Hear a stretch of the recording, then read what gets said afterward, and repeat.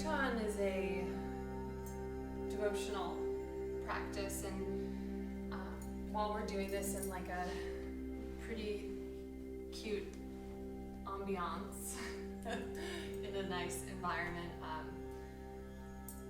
if we were to go to India, we would see people all along the streets sitting outside of temples in their homes, in slums in the nice, wealthy parts of town, but like people are singing kirtan anywhere and everywhere. And you'll see things from little kids to like people who you can't believe from the way they look that they're still alive, because they look like they're like 500 years old, and everyone in between.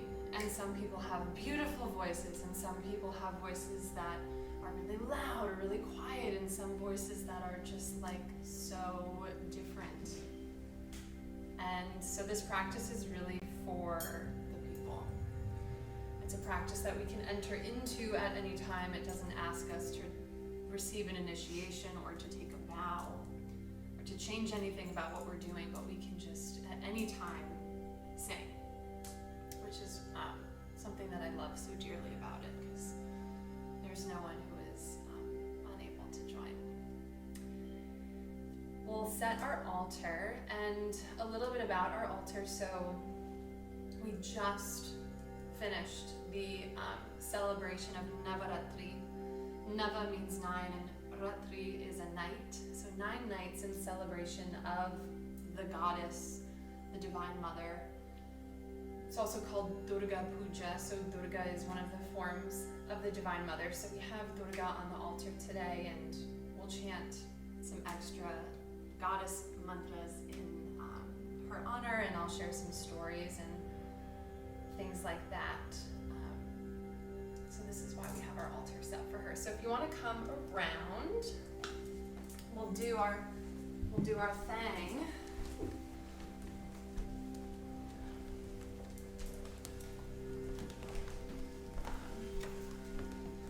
I thought I'd start with a poem.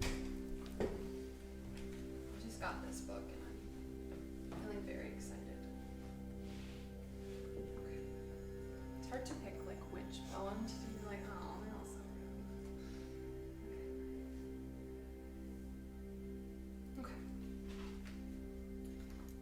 This poem, it's by a mystic named Kalidas, and he writes all these poems to Kali, the dark feminine. O mind, bow deeply. In so doing, you elevate heart above head, love over all. Know that you exist to serve love. Know the sweet joy and the fullness of gratitude that wells up as you fulfill your sublime calling, generously serving all with love. So may our practice tonight be an offering, a devotion, a service to the divine in all of her forms. And so we'll just purify our space with some water, including all of us, our seats. And then we'll light fire.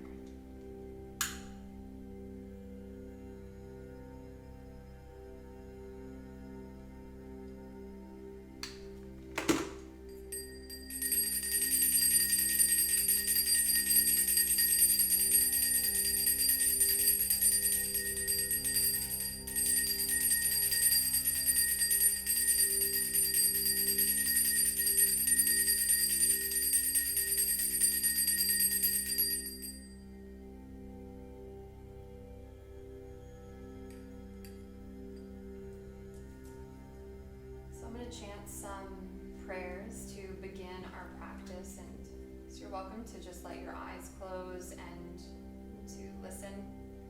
And if you know the final prayer, Om Sahana Bhavatu, you're welcome to chant it with me.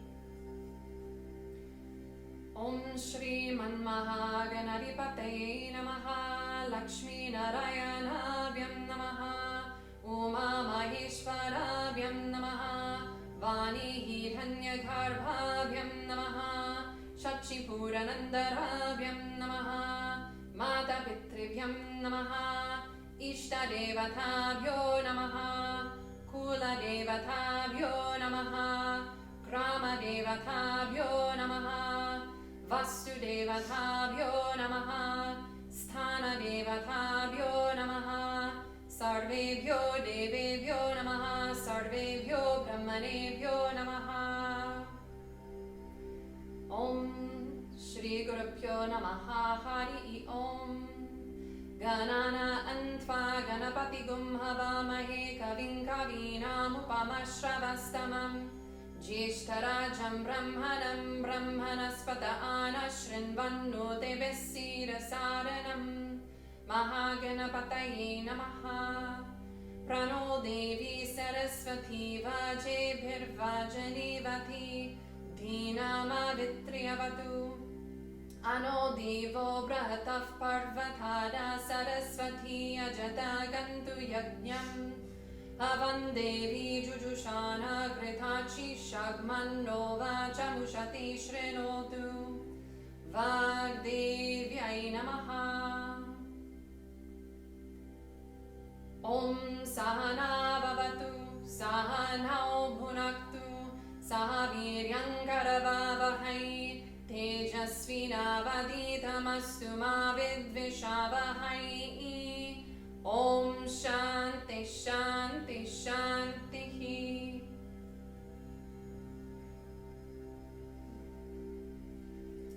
We'll anoint her with a little bit of rose oil.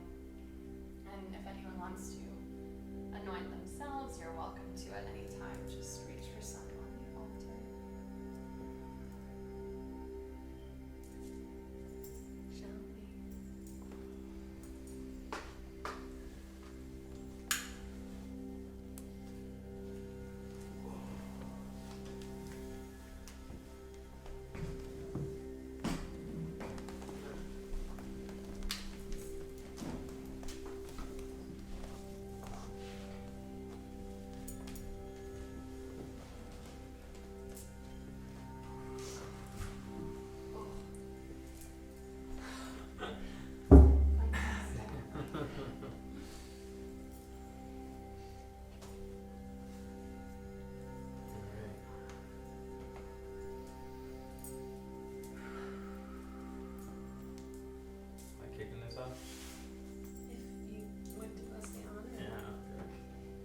So, Ganesha, we're going to start with the Ganesha mantra, and this one is fairly simple, and it really has a lot of oomph, you know, so if you want to grab egg shakers or anything at any time and just like get into the rhythm of it, I'll be kicking the drum here, and we'll be... We also have mantra sheets. Yes. I'm hoping that's on them. Do you want to tell a little story about Ganesha? Sure. A little explanation before we chant? Maybe one of the more simplified ones? Oh. Even though they're all very juicy. Yeah, actually, I know exactly what I'll share about Ganesha, Ganapati. Do we have an image of him anywhere? Mm-hmm. Oh, up there. I mean, unless you have really great eyes. That's baby Ganesh. Baby. He's in the center, and he's the elephant-headed god. And there's a really beautiful story about how he got his head, which some of you have heard me tell before. But kind of express version, jumping right to the end. So Ganesha was created from Mother Earth and from Parvati, his mom. And he was born a little human boy, and through a series of confusion and a little bit of egoism, his father Shiva accidentally cuts his head off. And so they need to find a head for their child. And so Parvati's like, I will leave the material universe if you don't fix this. She says, you need to head north, which is like the auspicious direction. And she says, the first head you can find, bring it for my son. So the first head that they find is an elephant. And so they come back and they place it on Ganesha's head, and thus he is born. And one of the stipulations that Parvati also included, because she was going to leave the universe, she was just going to say, I'm out. She said, you have to do something special for him after, the dishonor, you've taken his head off. And so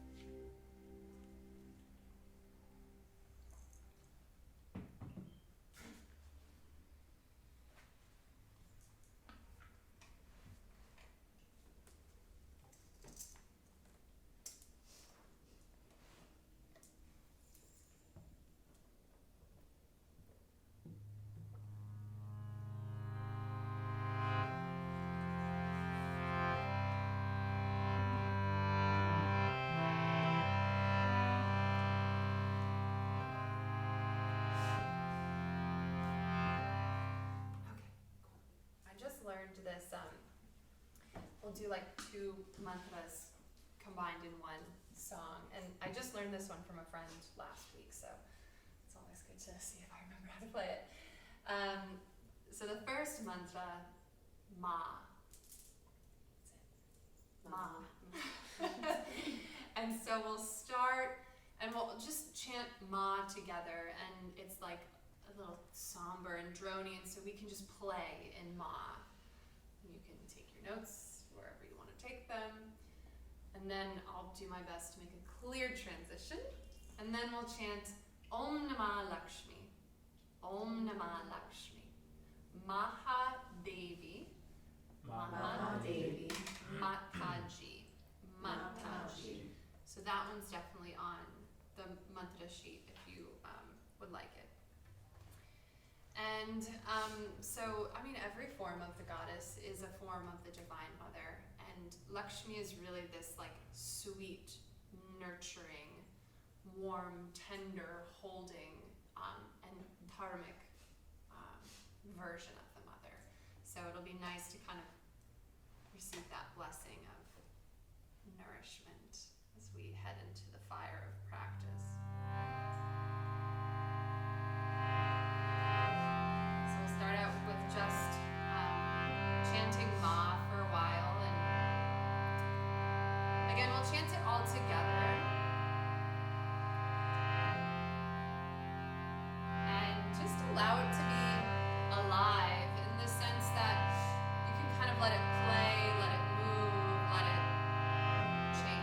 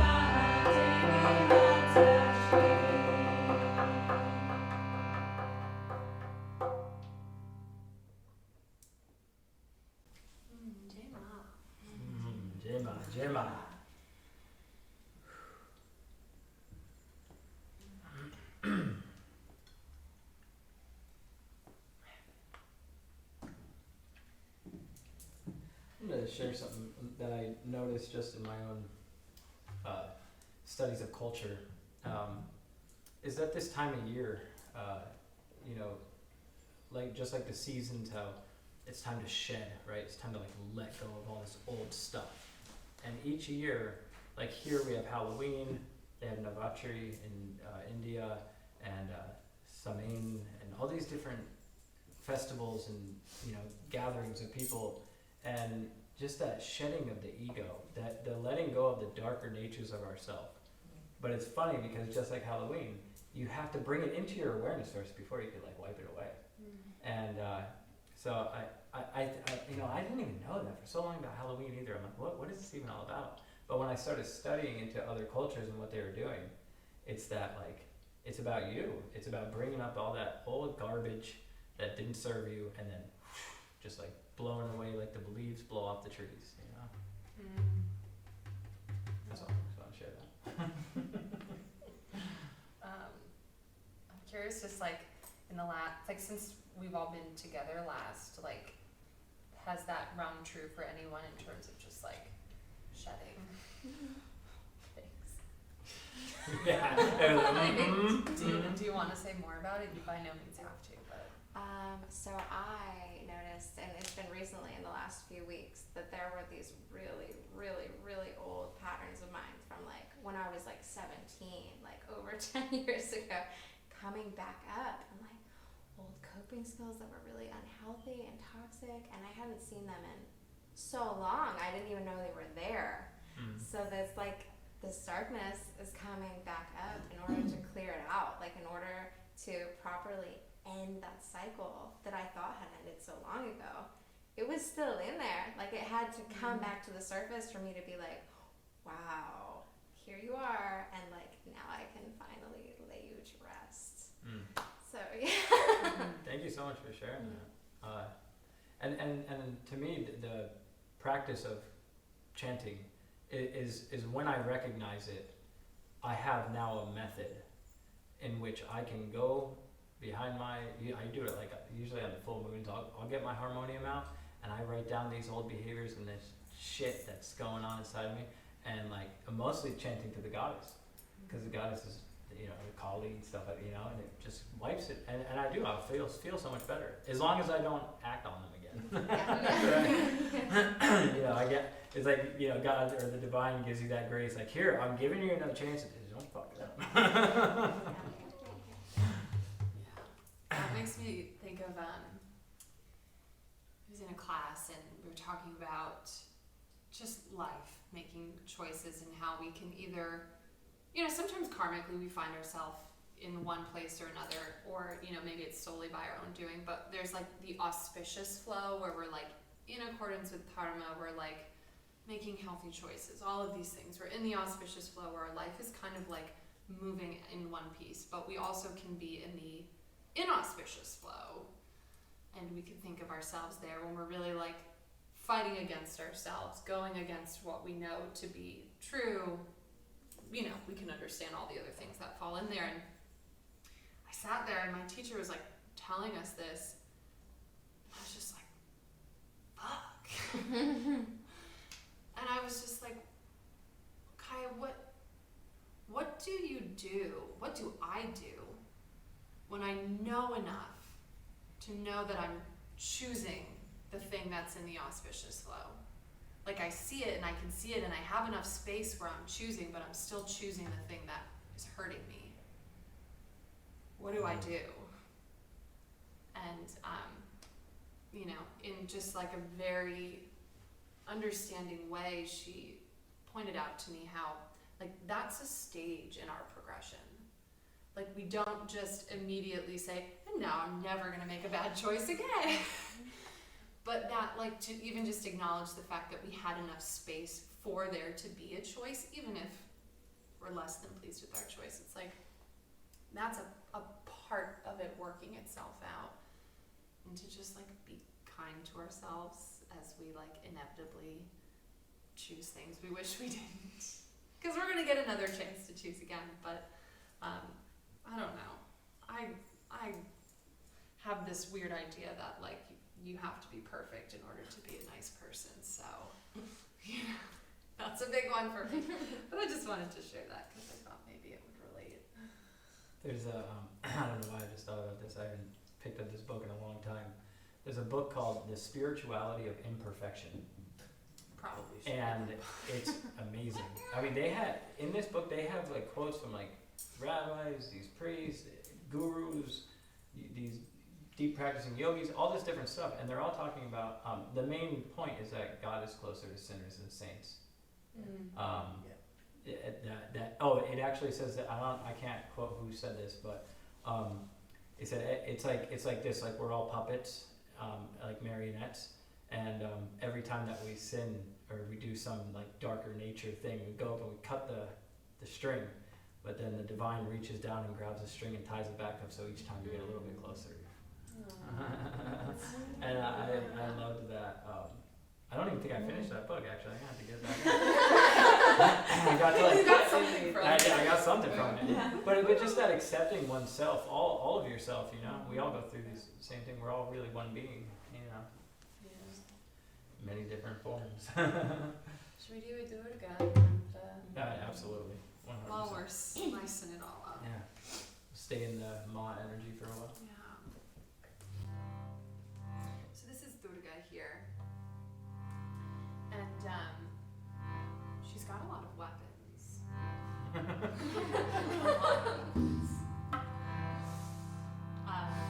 But she knows what to do with them. She embodies skillful action. So, you know, they say that like a knife is either a weapon or a life-saving tool, depending on how you use it. And so many of her weapons, right, she slays demons with them in the stories, but she also helps us slay our difficulties. And so anytime we're like really up in a rock and a hard place, like Durga is the Devi to call upon. Because she has a way of fitting in the cracks where we don't think there's a way through. So this mantra, Jaya Jagadambe, Jaya Jagadambe, and then Hey Ma Durga, Hey Ma Durga. And we'll just sing it back and forth to each other. And if you have a difficulty at hand, I welcome you to give it to her. Throw it at her. She's got many arms, she'll catch it.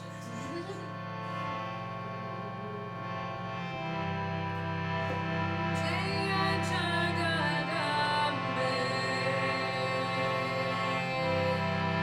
Jaya Jaya Jagadambe, Hey Ma Durga, Hey Ma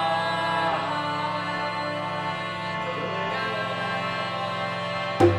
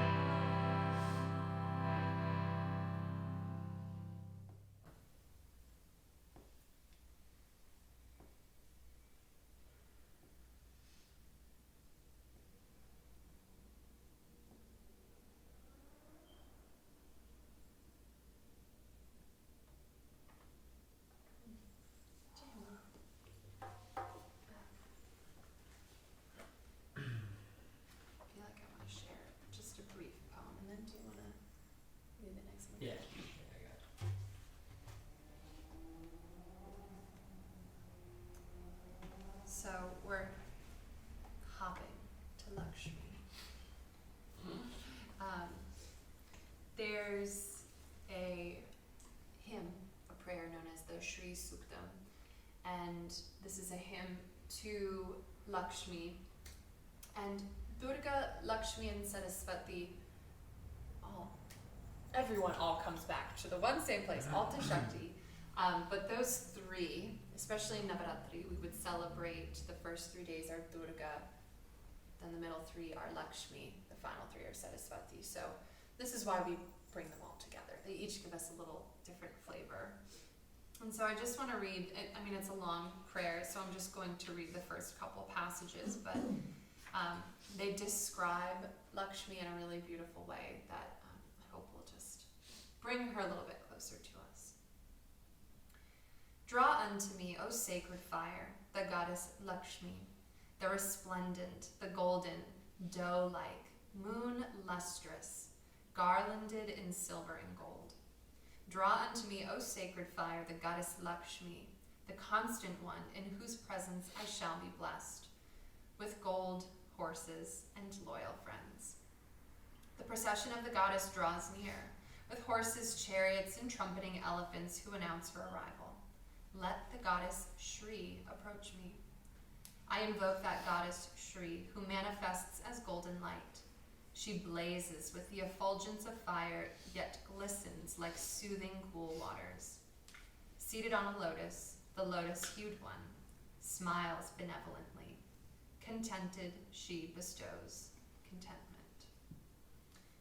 And it goes on for a little while, but what I love that this points out is that she's glowing, and it's said about Durga too in the Durga Suktam, that the goddess, the Devi, is radiant and glows, and this word effulgent, I love that. But what causes that glow is her spiritual practice.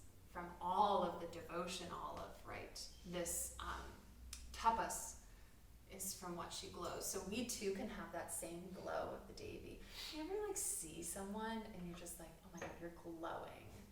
And they haven't gotten like a new moisturizer, but they're just like, something is happening and they're glowing. It's like, we too can have that glow from whatever our spiritual practice is. It's not a matter of it being X, Y, Z, but that relationship, that love, that fire of devotion, when it's really kindled within us, we walk around like luminous, moon-dripping goddesses.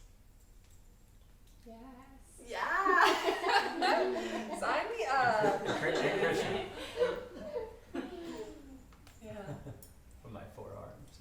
There you go. All these drums are being played, but I have 2 arms that you can't see.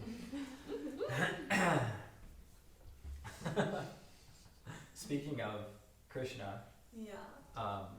so the next mantra we're going to be doing is one of my favorite. Govinda is just another name for Krishna.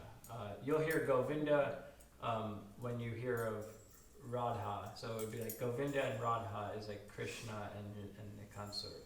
So Who are also Lakshmi and Vishnu, so we're plugged right in. yeah. So We're on theme. it took me so long to figure this stuff out. Like Vishnu is like the main sustainer, you know, and then an incarnation of Vishnu is Krishna. So Krishna comes down as a form in the Bhagavad Gita and a few other Vedic scriptures to remind people of who they really are. I want to talk about the Gita for a second. So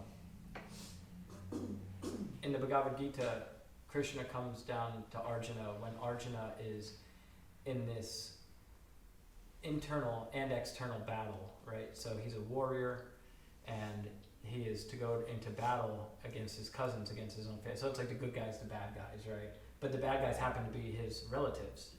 And as he's driving by in his chariot, he's like, I can't fight. So Krishna comes down as his charioteer and reminds him of his dharma. You are a warrior. You are to do your duty. And that is yoga, to just do your duty, the action of yoga, right? And So he's very disturbed inside, and it's funny because when we read it, we can totally relate to that feeling of the forces of good and evil. What do I do? And Krishna reminds him of his true nature, of the Atman, the pure self. And he says to him, he goes, look over there. He goes, don't you see they're already all dead? This has been going on for a long time. Look deep, deep inside yourself and remember who you are. Something like that. It could be a Halloween story depending on how you tell it. Yeah, absolutely. They're all Get real weird. So the more loving Krishna, Govinda, so like Govinda and Radha are sweet, sweet lovers, and when we chant to them, you can feel that devotional love. Oh, which brings me one other thing before we get started. I don't even remember where I read this, but it said, the perennial psychology of the Bhagavad Gita, and they were talking about relationships, and it says if you really want to know true love in a relationship, you'll learn to see your partner as their divine self. So when you look at your partner, you see the goddess or you see the God, and when you can share that space of love, so when you do something for that person, you're doing it for the divine essence. So it's all devotion. Everything's always devotion, whether it's with your child or your partner or just someone you meet on the street. So this is about that type of sweet love. So we'll be chanting Govinda, Hare. Hare is just like praise, so we'll chant Govinda, Hare back and forth a few times. Then it'll change a little bit, and it'll go Govinda, Hare, Gopala, Hare. And then after a little bit of that, and we'll start building it up, we'll go into some Hare Krishna. So this could go for a little while, so let's all take a breath, huh? And the Hare Krishna mantra is on the sheet as well. Hare Krishna, Krishna Krishna, Hare Hare. Hare Rama, Rama Rama, Hare Hare.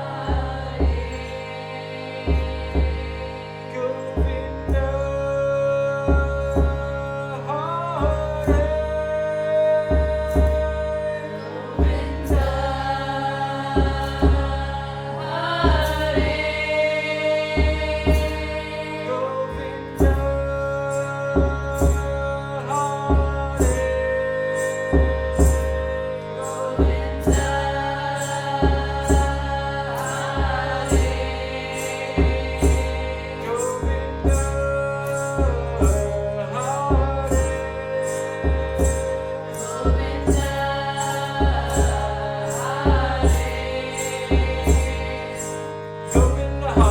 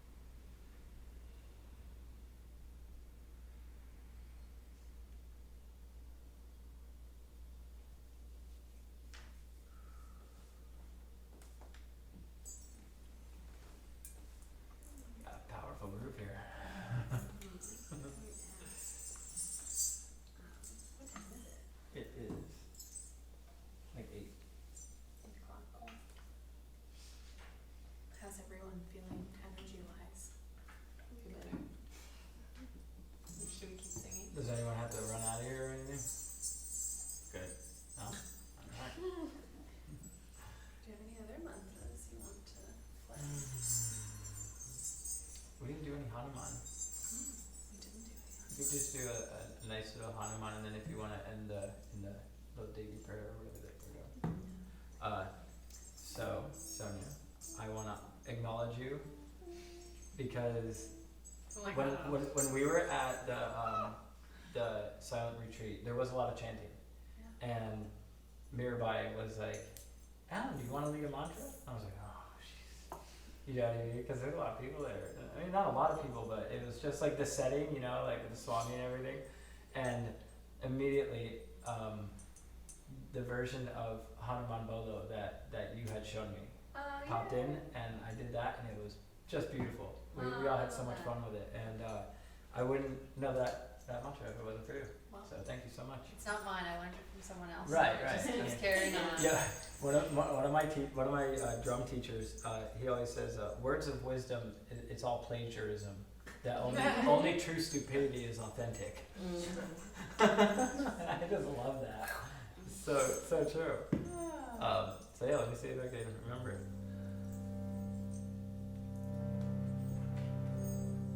So we're going to be chanting. So it's my turn to do it. Hanuman Bolo, Hanuman Bolo, Bolo, Bolo, Ram, Sita, Ram. You try that? Hanuman Bolo, Hanuman Bolo, Bolo, Bolo, Ram, Sita, Ram. Jai Sita Ram, Sita Ram. Jai Sita Ram, Sita Ram. Is that one on the sheet? It is, but instead of Bolo Bolo, it's another Hanuman Bolo. So it's almost exactly that way. Something like that. You know, I actually, it was just stuck in my head after Kirtan one time, and I just did it the way that I think that's perfect. That's the way it was meant to be. Hanuman is the monkey god. If you depict it as the monkey warrior god, and defends Ram and Sita, and just serves unconditionally, just constant service to God always. I don't have time to go in the whole story, but this is all about our service. You know, this one really hits home with me because I help a lot of people who are not well, and sometimes it's frustrating to help people who are not well spiritually, not well mentally, and a lot of times what gets me through the day is Hanuman chants. You know, I just remind myself that I'm serving, not even them. I'm serving. It's deeper than that. You know, so much needed today. Let's just say that. All right.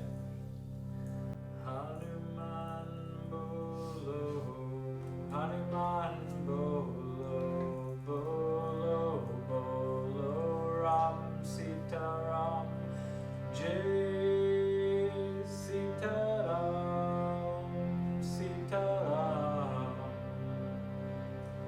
Hanuman Bolo, Hanuman Bolo, Bolo, Bolo, Ram, Sita, Ram, Jai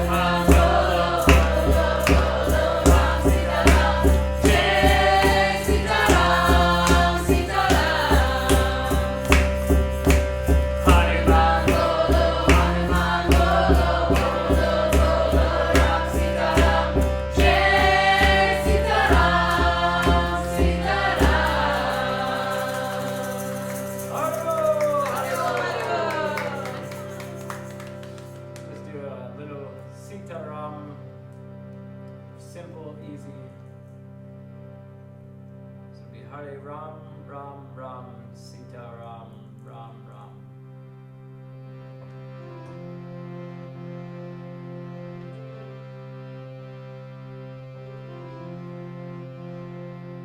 Hare Ram, Ram, Ram, Sitaram, Ram, Ram. Hare Ram, Ram, Ram, Sita Ram, Ram, Ram. Hare Ram, Ram, Ram, Sitaram, Ram, Ram. Hare Ram, Ram, Ram, Sita Ram, Ram, Ram. Hare Ram, Ram, Ram, Sitaram, Ram, Ram. Hare Ram, Ram, Ram, Sita Ram, Ram, Ram. Hare Ram, Ram, Ram, Sitaram, Ram, Ram. Hare Ram, Ram, Ram, Sita Ram, Ram, Ram. Hare Ram, Ram, Ram, Sitaram, Ram, Ram. Hare Ram, Ram, Ram, Sita Ram, Ram, Ram. Hare Ram, Ram, Ram, Sitaram, Ram, Ram. Hare Ram, Ram, Ram, Sita Ram, Ram, Ram. Hare Ram, Ram, Ram, Sitaram, Ram, Ram. Hare Ram, Ram, Ram, Sita Ram, Ram, Ram. Hare Ram, Ram, Ram, Sitaram, Ram, Ram. Hare Ram, Ram, Ram, Sita Ram, Ram, Ram. Hare Ram, Ram, Ram, Sitaram,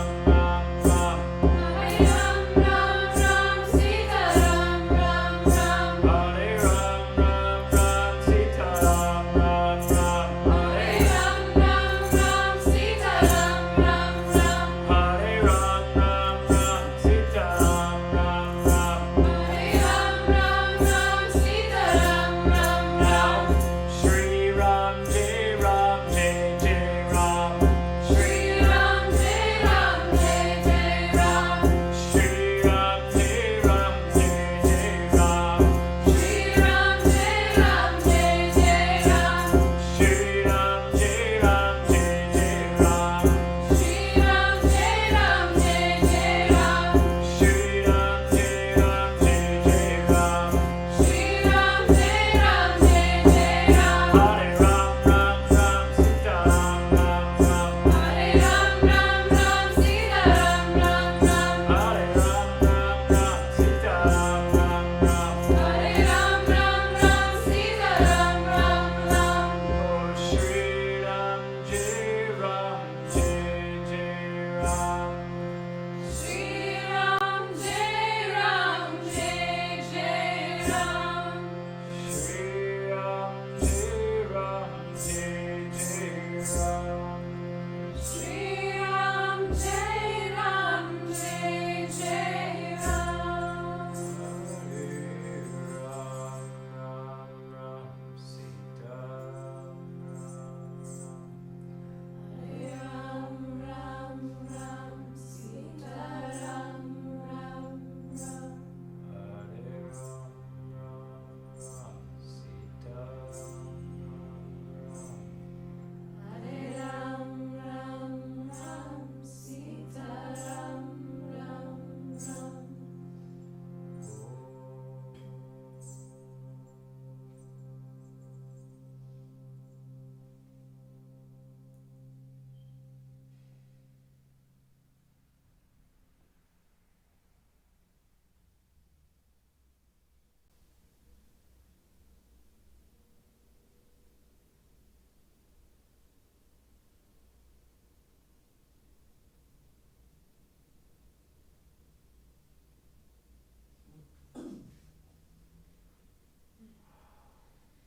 Thanks for leading that. That was really sweet. Really beautiful. It's all you. Do you have time to indulge me in a story that I just learned? So, we'll do one more mantra after this, but I just learned this story from my teacher last week, I guess, during Navratri, and I'm going to tell it shortened because of time. But it's actually a story where the goddess Durga appears in the Ramayana, so the story of Ram and Sita. And so I just thought it was so beautiful that you included that. So we're going to kind of jump in and out of this story for the sake of time. But so the Ramayana is the story of Ram, Lord Ram. And so Vishnu comes down to earth in incarnations as Krishna. And when he comes down as Krishna, he is Purna Avatara, which means that he's aware that he's God. Must be amazing. But when Rama comes into form as a human, because there's an imbalance of good and evil, and someone needs to come and help, Vishnu says, okay, I'll come and help. And he comes as Rama, but Ram doesn't know that he's divine. You know, he's born into, you know, a priestly family and has a great upbringing. And so he's got great spiritual teachers and really great support system, and he, you know, is the embodiment of dharma. So he's got a lot going for him, but he's unaware of his true nature. And to me, I'm like, ding, ding, ding, that's us. We're trying to find that. So we're so like Rama in this story. And, you know, Rama is like beautiful. They say he has lotus eyes and beautiful flowing hair, and he's like the kind of person who walks into a room and is just like vast and electric, and you just like, you feel something when he's there. And so he's beloved by his people, and, you know, he is strong and wise, and he wins these celestial weapons from Shiva and is like a protector of the people, and just like the guy you want to be friends with. And he's set to be the king of Ayodhya, which at the time was like the main city in India. And so he's set to become the king, and he wins the hand of Sita to be his wife. And Sita is a form of Lakshmi. She's actually not born, she arises from the earth. She just appears, and she's the most beautiful, divine woman could ever imagine. And he also has a brother, Lakshman, and Lakshman is like bonded to Ram. And anyway, so he's supposed to be the king, and a series of events and karmas play out where one of his three mothers banishes him from the kingdom. So his parents say, you have to go, you're banished. And again, if we had the whole story, we'd know all the bits and pieces. But Rama, being a dharmic person, he trusts that if he, you know, follows dharma, so he honors his parents, he does the action that's in front of him, that it's gonna work out where he needs to be. And so he drops his weapons, takes off his like priestly robes and his jewels and things, and he says, okay, I'll go to the forest for 14 years. That's what you wish. He leaves everything behind, but his beloved Sita comes with him, and his brother Lakshman comes with him. And Lakshman, his brother, is the embodiment of his intellect, his wise thinking, his good counsel. And Sita is actually Ram's heart and his soul, his Shakti. So it's an external embodiment of his heart. And so his heart and his wise counsel choose to come into the forest with him. And, you know, so Rama faces a lot of really challenging circumstances. He has nothing. He's in the forest. And over the course of 13 years, you know, like, it's hard and they have to fight some demons and stuff, but otherwise, considering, they seem to have, like, worked it out pretty well. They probably, you know, were eating farm to table. So, not so bad. But then in the 14th year, his heart, his soul, Sita, is captured by the demon king, Ravana. Everything that's gone wrong up until this point, Ram has been like, okay, can handle it, it's fine. But the moment Sita is taken from him, he just loses it. He breaks down. He's despaired because his heart is gone. His heart is taken from him. And then at this moment, as he's in deep despair, he's ready to give up. He's just like, I'm done. You know, I can't do this anymore. Narayana, this celestial sage who like wanders around the celestial realms chanting to Vishnu. He comes down, he says, finally, I'm in need here. And he provides Ram some counsel. He's like, okay, you're gonna have to beat this demon to get her back, but you're gonna need some help. And I know how to help you. And Ram says, please, anything. I'll do anything to get her back. And so Narayana says, like a good teacher, he doesn't solve the problem for him, but he gives him something to do, an action to take, a practice to do. And so he says, you're going to do devotion to the Divine Mother, to Durga. She will come and help you. And so he teaches him these mantras and prayers and a ritual, and he says, you're going to do this for 9 nights. Durga puja, Navratri, where it's born. And Ram's a great student. He says, absolutely, we'll do that. And so every day in his puja, he's offering 108 flowers and reciting the mantras, right, to the Devi. And she's very pleased with this. She's like, wow, this is doing great. And on the last day, she's already decided she's going to come and help him. You know, Ram really is like a very devoted soul. But she's like, I'm going to give him one last test to just really feel his readiness. And so he's laying his flowers, and he gets to the 107th, and he realizes that he's missing a flower. And he's like, I have to finish this puja. Like, I have to finish it. It's so important. And so, with his lotus eyes, he brings his hand to his eye and is ready to pull his eye out of the socket to offer to the goddess, right? He has lotus eyes. And right before he digs his fingertips in, she appears. And she says, Rama, of course I will help you. She says, I can't do it for you, but I'm going to be with you the whole time. And I'm going to help you through each of these obstacles and situations in whatever way I can. I'm going to be with you. You are going to get Sita back. You are going to defeat the demon king. I promise you. I'll be here. And from that day on, Rama was a devotee of the goddess. And so I love that story about Sita being his heart, and the ways that as we're trying to figure out really who we are in the deepest sense, we need help, we need support, we need guidance, and it's in that guidance that we can find our strength, that we can find the auspicious flow, hopefully. So that's a little known story from the Ramayana that was taught to my teacher by her teacher, Krishna Mantriji. So you now have that story too to tell your friends. You're out at dinner, you're like, I got a story for you. So for our last mantra, I'm going to sing to you. Mala. So you might have heard this. I feel like it's a popular yoga class playlist song.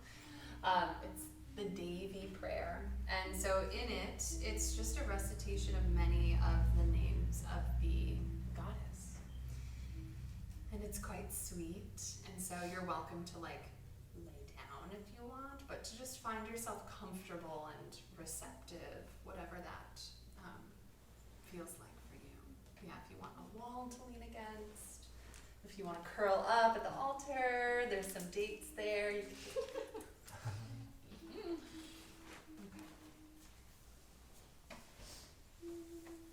can we use this as a Hey, whatever. I'm done with it. I might chime in on some tabla here.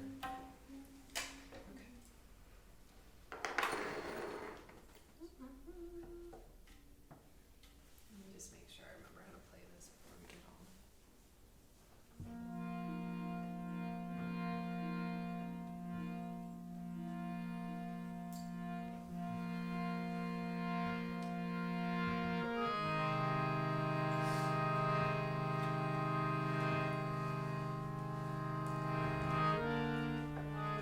Ooh, girl, hold on. Remix.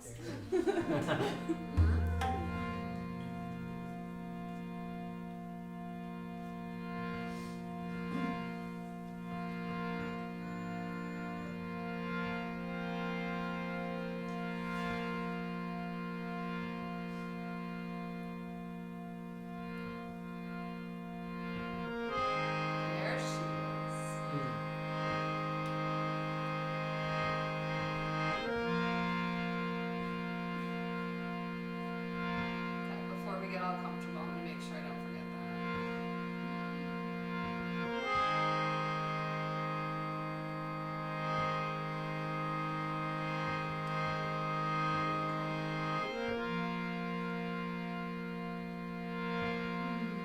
So allow your eyes to close, or just feeling yourself soften your edges a little bit.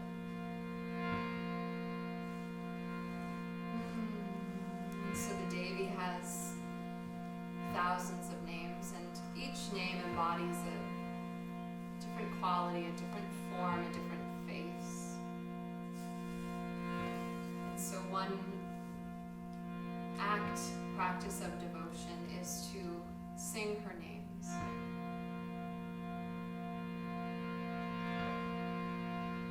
So we offer this small devotion.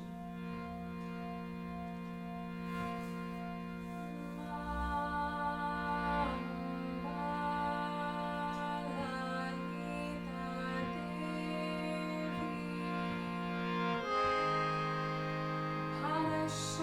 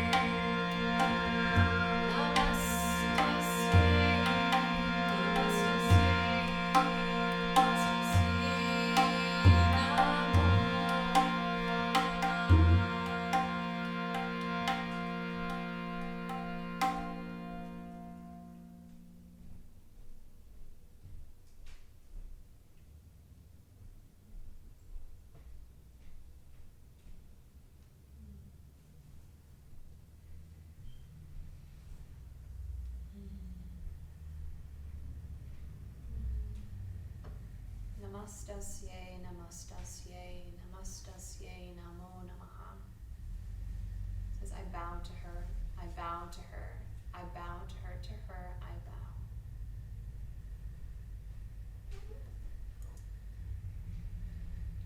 And to close our practice, we will chant one final mantra. And this word Purna is really the seat of this mantra, and maybe you heard Purna in this prayer, Annapurna. Purna means whole, and just like the moon is whole even when it doesn't appear to be. So too are we whole, and this prayer acknowledges the wholeness of this time together, the wholeness of each part, of each of us, of this whole time.